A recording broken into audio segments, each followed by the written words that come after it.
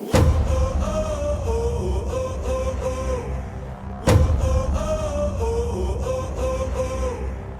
final presentation tonight is for the International Wine Challenge Lifetime Achievement Award.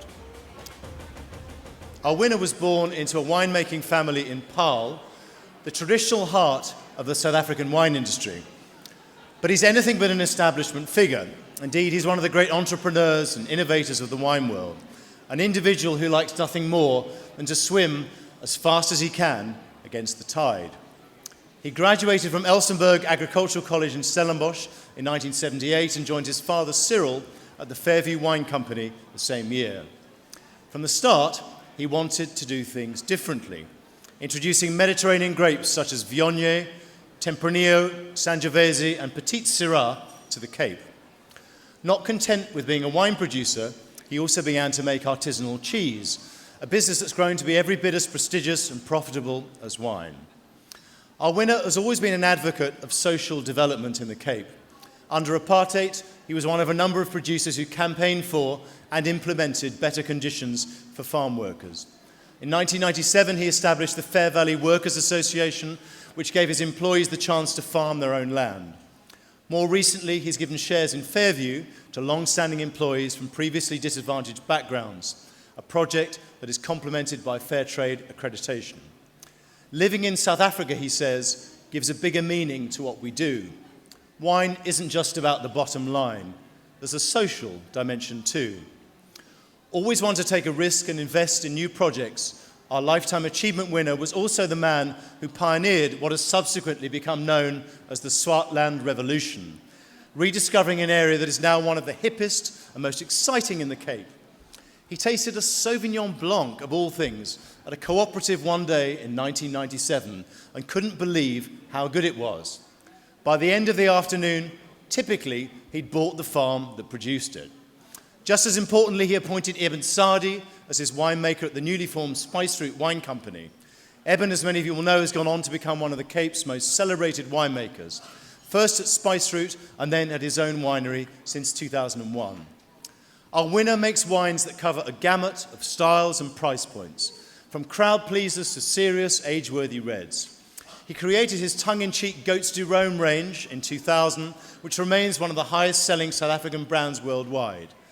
Partly because of Goats du Rhône, but also because of those cheeses, the goat tower, the chocolate shop, the brewery, the distillery, and the whole tasting room experience. Fairview attracts 300,000 visitors a year. Wine education and fun are a key part of that experience. And when I told our winner about tonight's award, he said to me, "Am I that old? I've barely begun to achieve what I want to achieve." And the guy has a point. He's still fit, mountain biking through the hills behind Paarl on a daily basis, and still innovating.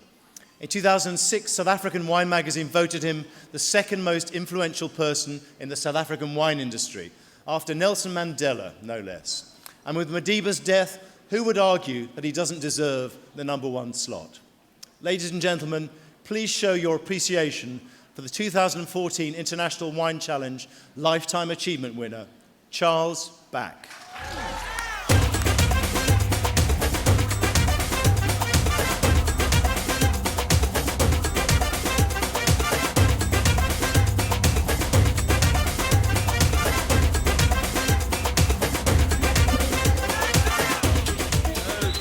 Oh dear.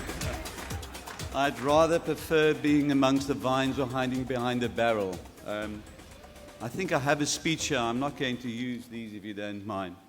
First of all, Tim and your team, thank you so much for the honor you bestowed upon me. I'm grateful for it. I am humbled by it, and I'm inspired by it. Thank you very much. Secondly, my wife, Di, who is sitting over there. You know, behind every lazy winemaker, there's a hard-working wife. And without her support and inspiration, I wouldn't be where I am here today. Di, to you, the Lifelong Love Award. Okay.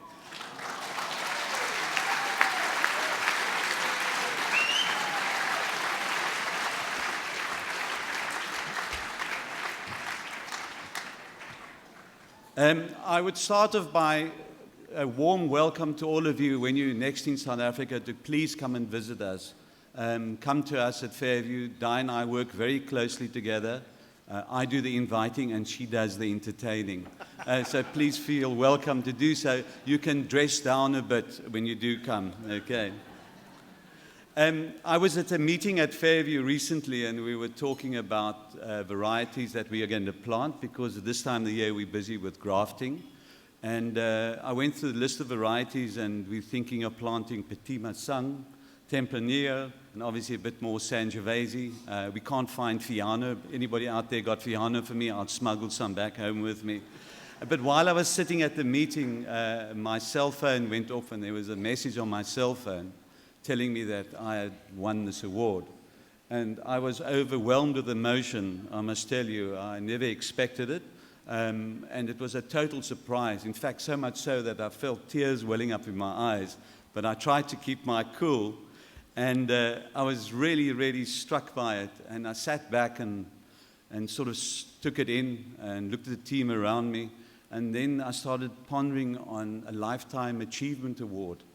So you don't get it in the beginning of your lifetime. You don't get it in the middle of the lifetime. You sort of get it towards the end of your lifetime. And then I thought of these Lifetime Achievement Awards that you sometimes see on television at the Oscars. When you see these glamorous actors all winning their Oscars, and at the end of the day, they sort of scratch together an old, craggly old man at the end, and they give him a Lifetime Achievement Award just in time that he can make it up the podium step. And I was horrified to think that that is the role I'm fulfilling tonight. I got on my mountain bike and rushed off into the hills. It's not after that I did some homework before I got on the bike, and I researched this evening, and I saw the previous Lifetime Achievement Award winners, and I added up their collective score. I can do the maths. And we got to 375 years for 5 of them, which in my accounting makes the average age of 75, okay?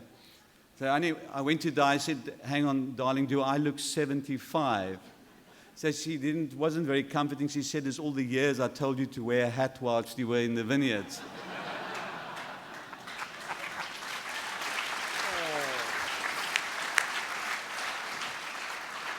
If you take my career, and I'm going to round it off a bit, it's approximately 40 years. And while I was cycling, I realized why this evening is possible, because I've actually enjoyed 2 careers in South African wine. One of 20 and the next one of 20. The first one of 20 was very hard years. We saw our fellow South Africans oppressed, not able to express themselves in any meaningful way, denied access to all the privileges that white South Africans had. I watched all my friends that I grew up with immigrate and leave our shores. I saw my family members leave South Africa, and today they're scattered all over the world. And there was something inside me that said, hang in, stay here. I want to be part of the solution and not part of the problem. The solution did arrive. I remember that day as clearly as I'm standing in front of you now. I went to the bottom part of the farm in an area called Copland, which is a pinotage block, and I put myself up against the fence the barrier to the N1, and the N1, for those of you who don't know, is a national road from Cape Town, or Johannesburg to Cape Town, and is that road that Nelson Mandela traveled from the prison in Paarl, where the last stage of incarceration he was kept, to the Grand Parade in Cape Town for his speech. And as I saw the cavalcade pass, I knew I was here and we were ready for the change that we were about to begin. And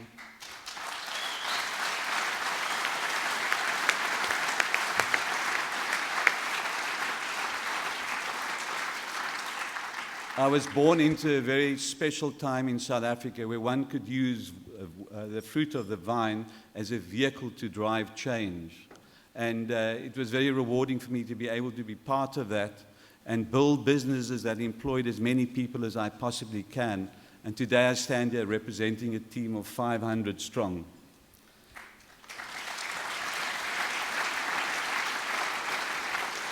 I have 2 minutes. I've now got 10 seconds left, so I am going to wrap it up. I see Mr. Atkins getting quite nervous. He likes to hog the limelight, so I'll get off it.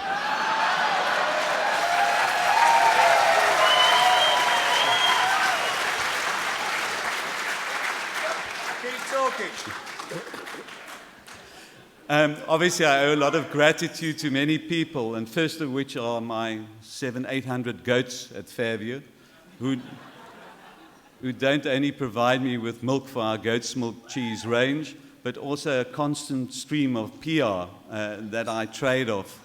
And you can all follow them. We're just fitting at the moment a Goat Pro in the main ram's horns. And you can go onto Fairview's webpage and follow the life in the day of the goat at Fairview. And it will be quite interesting. It's just the start of the mating season at the moment.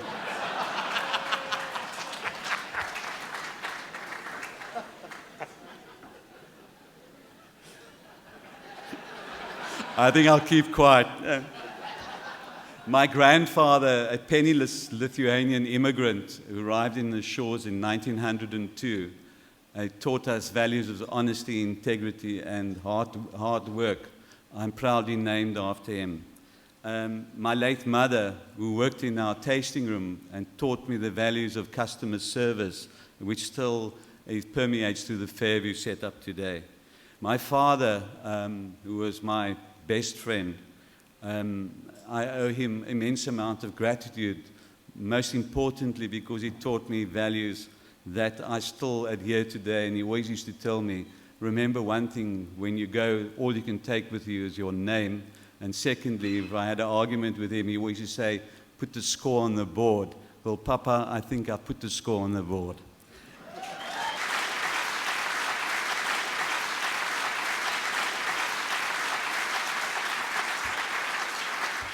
Now, the benefit of getting this award 20 years prematurely, by my standard,